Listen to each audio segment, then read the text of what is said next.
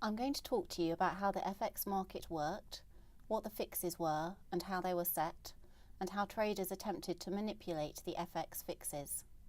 These slides need to be viewed in context. We have imposed penalties on these firms for systems and controls failures. Those failures made the misconduct by traders possible.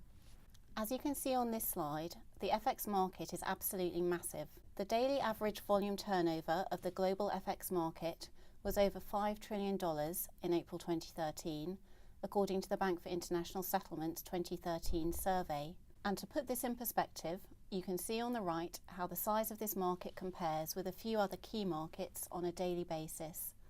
The global bond market, $272 billion, the global equities market, $216 billion, and the New York Stock Exchange, $49 billion.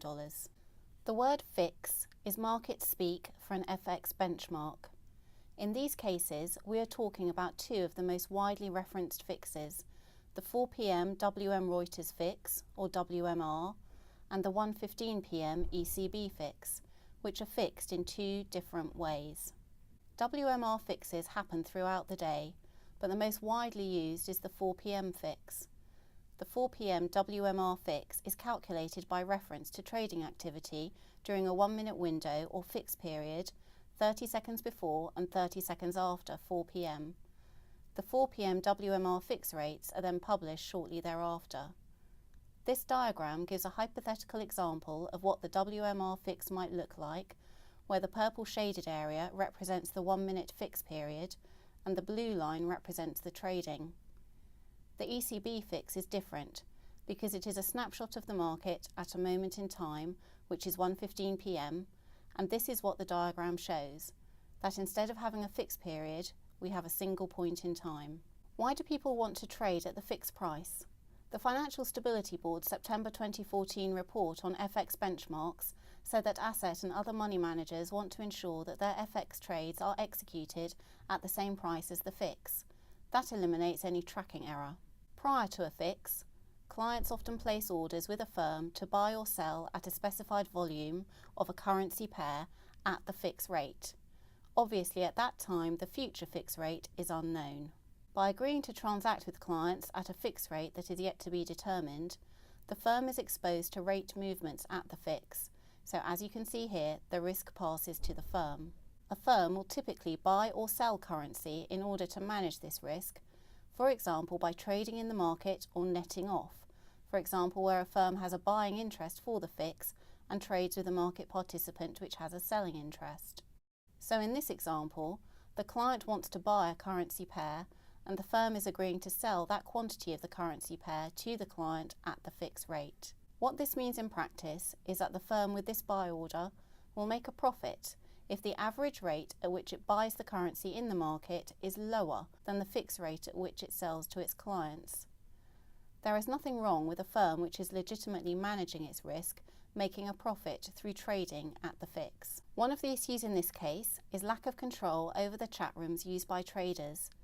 Many firms have now imposed restrictions or outright bans on the use of chat rooms in certain circumstances. Traders use chat rooms to share information about the fix orders, to determine their trading strategies, and to attempt to manipulate the fix. This slide gives you a flavour of what these chats were like. Have a look at the blue boxes, which are some of the names the traders used to describe themselves: the players, A team, one team, and the three musketeers. Then look at the yellow boxes and how the members of the chat rooms described how they operated. A three-way relationship built on immense trust. Don't want other numpties in the market to know, but not only that, is he going to protect us like we protect each other? How can I make free money with no fucking heads up? Cheers for saying you were same way, helped me go early. I'd prefer we join forces. Perfect, let's do this, let's double team 'em. Each of the final notices has a worked trading example in it of behaviour around the fix, which was able to happen because of the firm's inadequate controls over its G10 Spot FX voice trading business. We have prepared some slides which demonstrate this visually, using the material from the notices, which we think helps make it clearer what was going on. An example of UBS's involvement in this behaviour occurred on one day within the relevant period, when UBS attempted to manipulate the ECB fix in the euro-dollar currency pair. On this day, UBS had net client sell orders at the fix, which meant that it would benefit if it was able to move the ECB rate lower. Remember that the ECB fix is set based on trading at a moment in time. Because UBS was a seller, it would benefit if it could move the fix rate down. Let's look at what the traders were saying to each other ahead of the fix.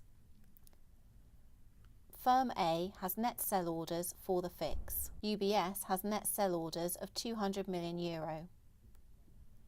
Firm B has net sell orders for the fix of €100 million, and another of its offices also has net sell orders. Firm A confirms it has net sell orders of €200 million, then updates this figure to €175 million. UBS's sell orders have increased to €250 million. Firm A's net sell orders have reduced to €100 million, but it is hopefully taking all the filth out for you. We read this as meaning that Firm A has netted off part of its net sell orders with smaller buy orders held by third parties, which might otherwise have traded in the opposite direction to UBS at the ECB fix. This is an example of Firm A clearing the decks. What we mean by that is that traders with net orders in the same direction as the desired rate movement at the fix, netting off those orders with third parties outside the chat room, reducing the volume of orders held by third parties that might otherwise be transacted at the fix in the opposite direction. Firm A has sold €25 million to a client in a transaction separate to the fix, but will remain short. We read this as meaning that Firm A intends to take advantage of the anticipated downwards rate movement at the fix by only buying when the rate has dropped. UBS has also sold €25 million to a client in a separate transaction. Firm B says these short positions should be held for 12 minutes. Firm A has been trading in the market and its net sell orders at the fix have been reduced to €50 million, are getting chipped away at a load of bank filth for the fix, back to bully, which means 50 million, hopefully decks bit cleaner. We read this as meaning that Firm A is trading with other market participants whose buy orders might otherwise be traded in the opposite direction to UBS and Firm A at the fix. This is a further example of Firm A clearing the decks. UBS still has net sell orders for €200 million at the fix. UBS also has a separate short position of €50 million. Firm B also has a short position of €50 million. Firm C has net buy orders of €65 million at the fix. Firm C subsequently netted off with Firm A and Firm B, such that it only had €10 million left to buy in the opposite direction at the fix. This is an example of leaving you with the ammo. Firm B advised Firm C to go late, that is, buy later when the rate would be lower. Firm B copied into that chat a comment made by UBS earlier that day describing an earlier fix as the best fix of my UBS career. Firm B then said, challenge, and Firm C added the comment, stars aligned. Remember, because UBS is a seller, it will benefit if it can move the fix rate down. The chances of success would be improved if UBS and other firms shared information. Since UBS needed to sell euros at the fix, it would profit to the extent that the fix rate at which it bought euros was lower than the average rate at which it sold euros in the market. This graph is a hypothetical example demonstrating this. The blue line shows where the market is trading, the green dots show where UBS is trading, and the dotted purple line is the fixed price. The gap between the fixed price and UBS's average price represents UBS's profit. UBS's net sell orders associated with its client fix orders were €86 million. During the period leading up to the ECB fix, UBS increased or built the volume of euros that it would sell for the fix to €211 million through a series of additional trades conducted with other market participants, well above that necessary to manage UBS's risk associated with net client orders at the fix. In the last second before the ECB fix, UBS placed an order to sell 100 million euros at 1.3092, which was 3 basis points below the prevailing best market bid at that time. The ECB subsequently published the fixed rate for euro-dollar at 1.3092, the price of UBS's order.